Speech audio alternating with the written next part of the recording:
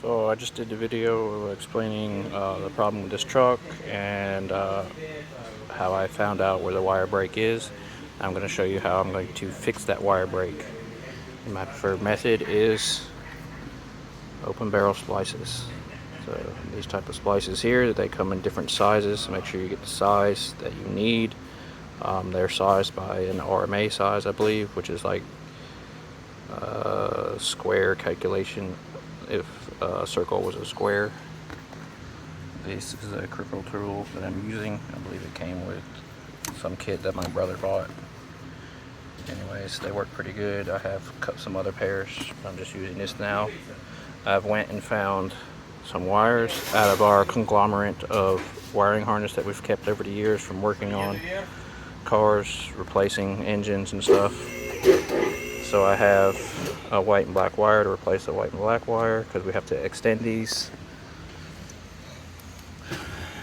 because I had to strip some off, so we have to make sure it has the right length. We don't want it to be strained.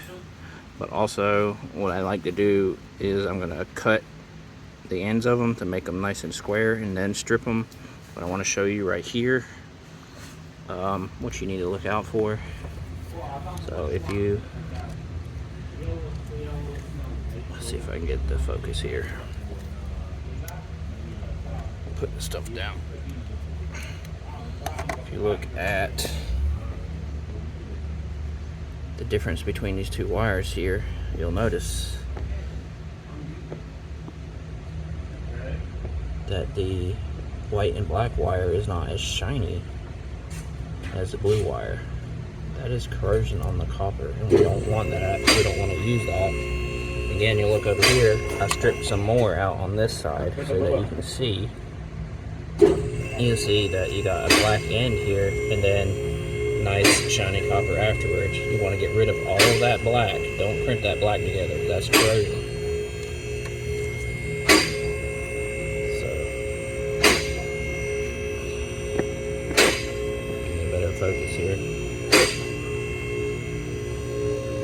So get rid of that black end and make sure that it's nice, pure, shiny copper. And that's what you want to use. So the blue was good, but this white one here, it's got these black tips. We're going to get rid of those. We're only going to splice in the nice shiny copper. Because we've had to remove some of the wiring to make it clean, we're going to be adding these wires in, and we're going to be using these, and we're going to be using dual wall heat shrink. So you have a shrinking outside wall and a melting inside wall that will glue and seal this from the weather to keep it from getting any corrosion in the future, and that is the best way to do that.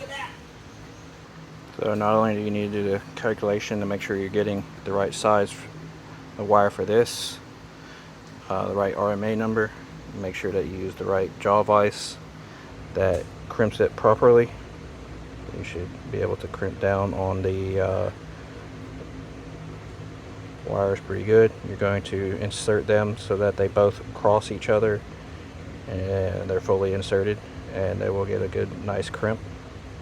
When you have these dual ones like this, or the crimps on either side for different sizes, sometimes it's SA or it's metric or whatever, you're going to end up with this little open section on the other end. So you need to turn your tool around and make sure that you crimp this off as well, and don't leave it like that.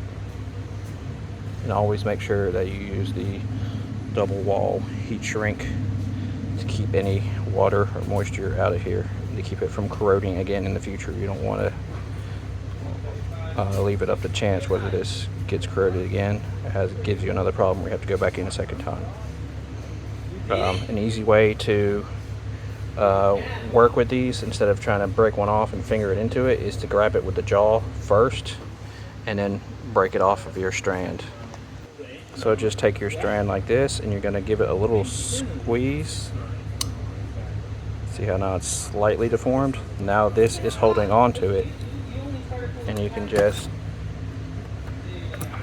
break your piece off, and now you have that in there good. I don't always like using these double-sided ones. I would prefer to use a single one if you have them, but I know these are cheaper this way. So if that's what you got, you can use it. It's no problem. But I would prefer if it was a single line instead of a double line. But this can work for terminals as well. If you have two different sections to crimp, that will also work. But what you're going to do is when you have your wires broken open like this, you're going to find your heat shrink piece that fits over your crimped connector. In this case, it's going to be this. You're going to take this. Don't forget to do this beforehand. And you want to slide it over your wire. If you have to shorten it, that's fine. Just push it out of the way.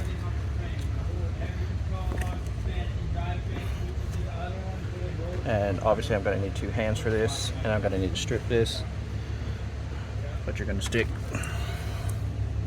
both of these wires into your open barrel splice. Make sure you have enough to where the ends of the strands meet the ends of your splice. So you want to have it stripped enough to where you can have just copper right there like that, and both of your wires will go end to end. You don't want it just halfway through like this. You want it either just exactly end to end or a slight amount of stick out from the brass connector. You don't want to stick it way out. You don't need all that extra wire out there that's doing nothing. Probably going to poke your heat shrink, but you want it to, at the very minimum, to the very end of the copper, end to end, and maybe a little bit stick out, but that's it. Then once you have crimped it, just slide your heat shrink over your fitting and heat shrink it, and make sure that the glue comes out of both ends of your heat shrink. You start from the middle and heat shrink it towards it out, and don't overheat the shrink to where it starts smoking, and that's no good either.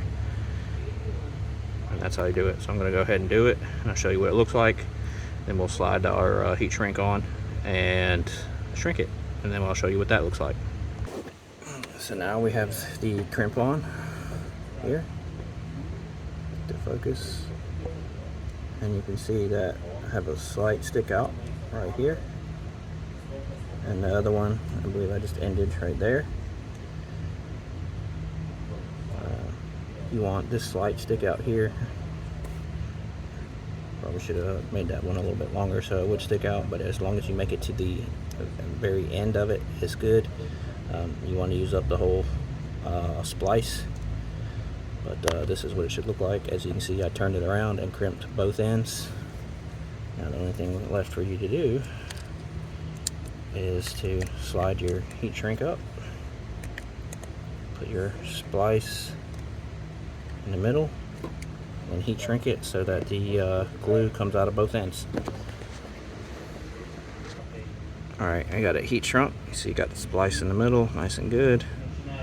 You see right here, that little bit sticking out the end. That's the double wall heat shrink at work. That's the glue melted, and that's what you want it to look like. And just a little bit sticking out the end. Other end should look pretty similar. See the little shiny bit at the end right there. See how the inside is sticking out a little bit further than the outside? That's what you want. That inside glue is going to seal off this whole line here, and that is going to be sealed from the weather, and that will keep this from corroding in the future. And this is what you want it to look like when you're done. And this is a high quality splice repair. This is better than soldering it. You can solder it if you want. You can use other connectors if you want. If you seal it up, maybe it's good, but this is one of the best ways that you can do it. You can use closed barrel or open barrel, either way, but this is how I like to do it, and this works really good. Just gives me a high quality crimp, and I never have any issues with these either. So I hope this helps. Hope you learned something. Thanks for watching. Please consider liking and subscribing and helping me create future content for you. And let me know if you have any ideas for future videos. Thanks.